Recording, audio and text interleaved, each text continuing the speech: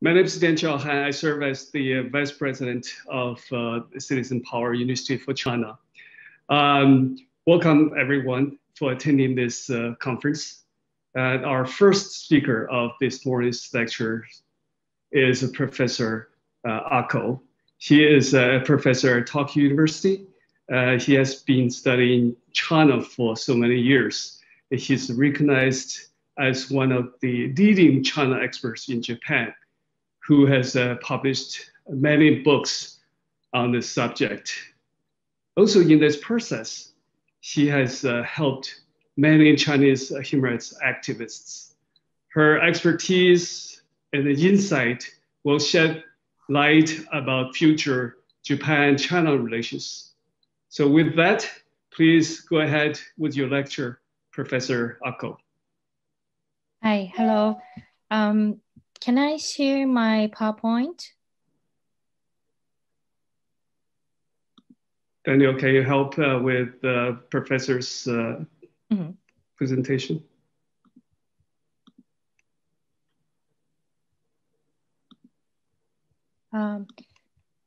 Yeah, I prepared my PowerPoint, so if I could share this, yeah. Just let me introduce myself. I'm Tomoko Ako, teaching Chinese and China Studies in the University of Tokyo. And I'm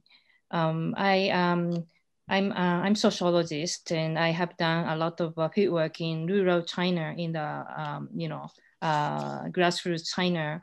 And I have observed a lot of social political issues, problems in China. And now I did my PhD from 1996 in Hong Kong. So looking at all the changes happening recently in Hong Kong, I have felt very sad, and I know that a lot of young people in Hong Kong have been working very hard for freedom and democracy in Hong Kong. So in Japan, I have also been doing some projects with young people in Hong Kong. And also I'm doing some project with Chinese public intellectuals and human rights lawyers and civil societies. Today, I'm going to talk about, okay, yeah, now I can share my PowerPoint file. Okay, let me check. Okay, yes, yeah, it's my title of my presentation is my observation on Japanese diplomacy towards China. I'm not an expert in international relations or diplomacy, but I think a lot of people are interested in the new Prime Minister Suga, his diplomatic policy. Well, and I'm gonna explain a little bit. It's my observation, my personal observation, but I hope that you can get something from my presentation. Let me see. Prime Minister Yoshihide Suga, yeah, he made his first face-to-face diplomatic debut, meeting with 3 foreign ministers. They're one from United States, also from Australia and India. And he clarified his stance to take over the free and open Indo-Pacific concept of the former administration of Shinzo Abe.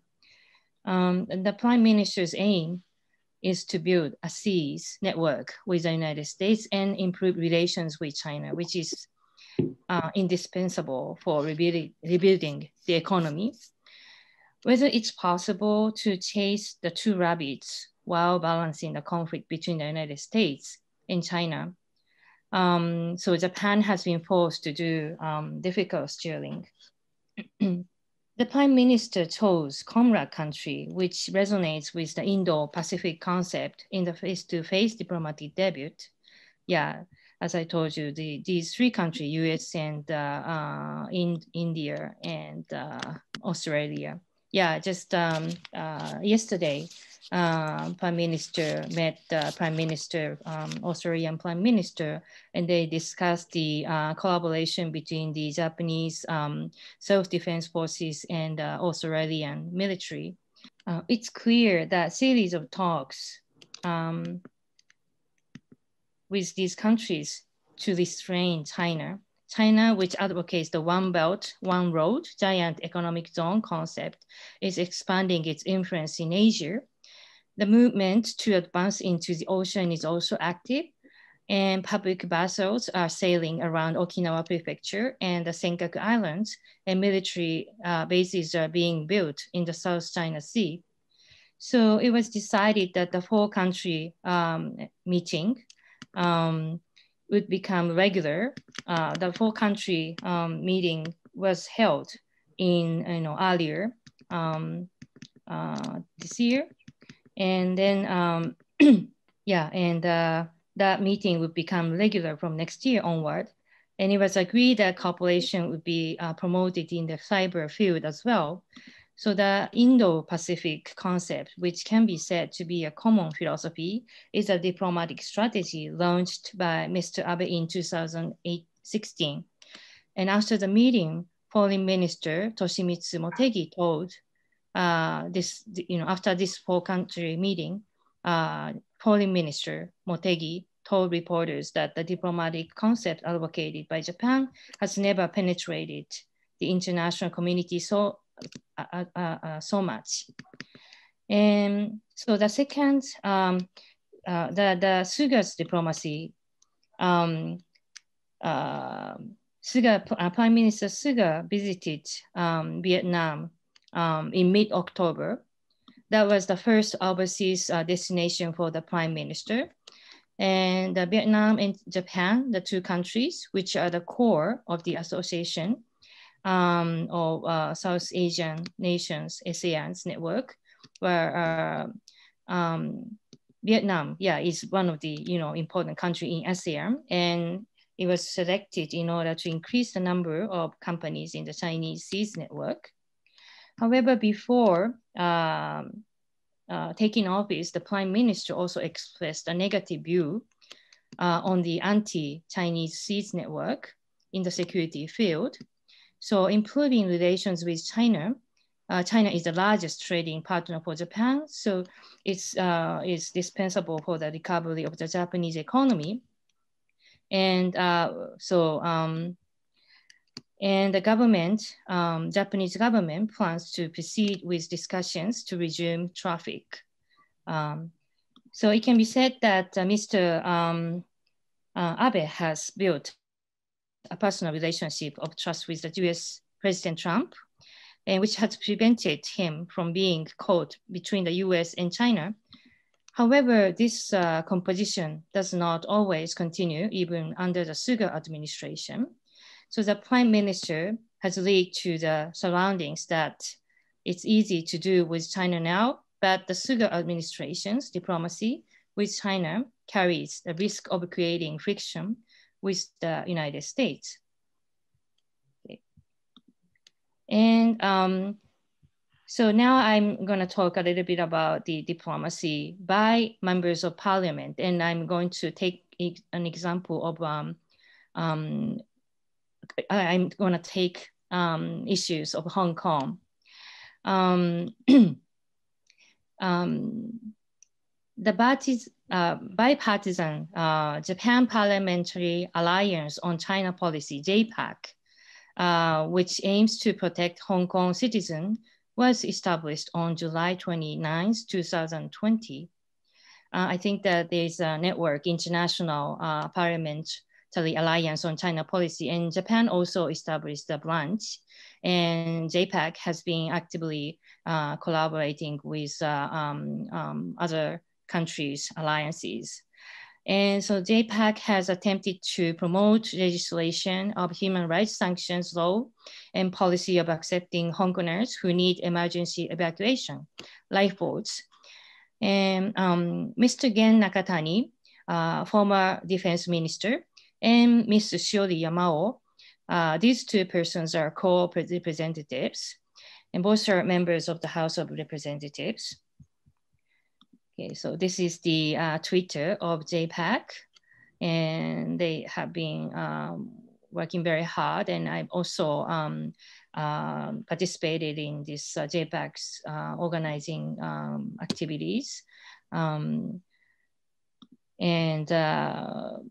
Miss Yamao had an interview with, received an interview of media.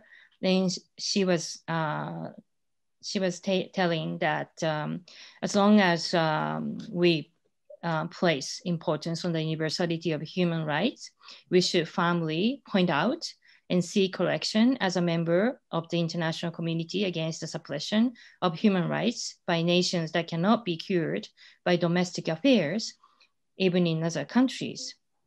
And she also said that while there are not so many Asian countries that can be pointed out to China, but Japan, which has a certain level of economic power and defense power, has a strong presence in the international community as a powerful human rights observing nation in Asia. And she said that the issue of human rights violations by the Chinese Communist Party in Hong Kong should be a theme that both conservatives and liberals can work on together. But rather, the liberal side is hesitant about criticizing Chinese officials, Chinese government, and conservatives cannot speak because of the pressure from the party. And we should be able to go around once and work together, but rather in the opposite direction. Then we realized that everyone was in a situation where their mouths were heavy from the left and right. At the same time, however, I also learned that there was a common desire to protect the human rights of Hong Kong citizens, whether from a liberal or conservative standpoint. If that is the case, I think that if there is a movement that allows each member of the Diet to express their opinions away from the political party, the left and right members will be able to visualize their thoughts. Why I introduced this, JPAC, because, Japan, as Ms. Yamao mentioned, those, liberals and conservatives, right and left, always argue and couldn't work together for human rights and for democracy.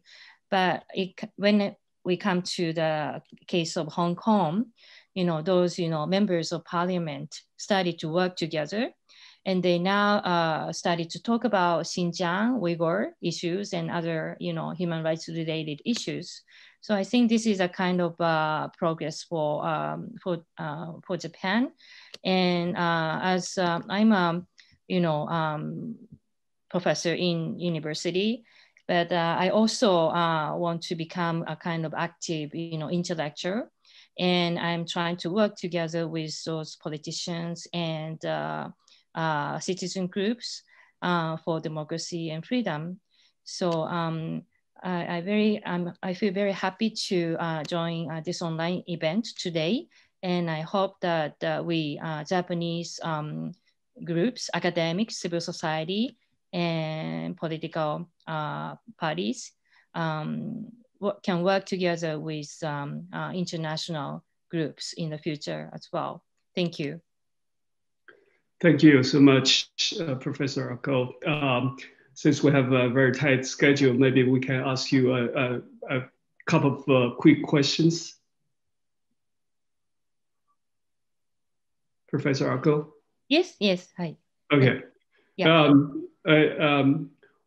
We know that Japan has played a key role in help the CCP party state rise. It has not confronted Beijing as the United States and other allies have, despite China's gross violation of human rights abuses and its continued military aggression in the region.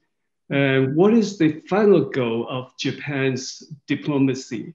Does Japan see China as a threat, a strategic competitor, or a regime whose behavior can be changed through Japan's goodwill and kindness? Yeah, Japan regards China as a threat, also as a strategic partner, because Japan has depended on the Chinese economy. We have to restructure economic relationship with with China. Yeah, so it's quite difficult for the Japanese government to criticize Chinese human rights issues so directly. Yeah, but as I introduced, those members of parliament started to work together, both conservatives and liberals. Yeah, because we look at the situation, changes happening in Hong Kong, we really cannot resist, and we really cannot help speaking out for them, because it's quite serious.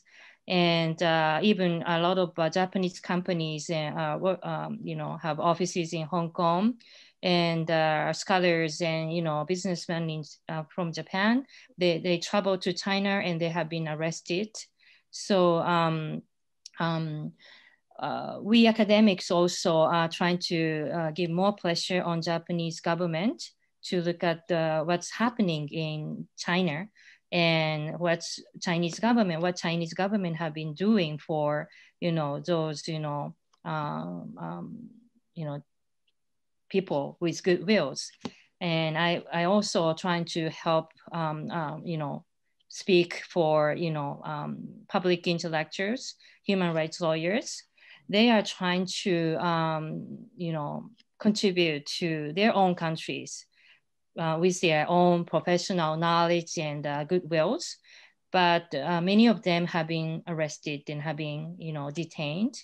Yeah, so I think we should build more channels with those, intellectuals and citizen groups with goodwill and professional abilities.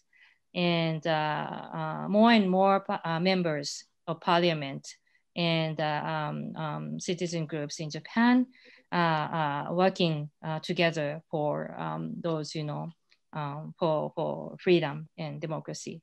Yeah. Thank you. One last quick question. Japan just signed the RCEP with China and other countries. And definitely that Japan sees benefit Japan's economy. However, based on the past lessons learned from Taiwan, do you think the arrangement will increase Japan's economic dependency on China? Yes. Japanese companies are moving their offices to Southeast Asia, and they're leaving from China, many of them. But still, China is a big market for Japan, and also very convenient for many Japanese companies to do production in China. So it's almost impossible for Japan to not to depend on Chinese economy. Yeah, realistically speaking. Yeah, so we have to balance between economy and politics. That is reality. But of course, when you do business in China, you also have to consider safety of your own company's people. And business also are related to legal issues and other things. So I think the Japanese government should give more pressure on China in terms of legal aspect. When we Japanese company do a business in China, we really hope that the Chinese government can can protect human rights and obey all the legal processes. Great. Thank you so much, Professor Ako. Our next lecture. We have so many questions I can't go through because our tight schedule. So we have to move on with our next lecture.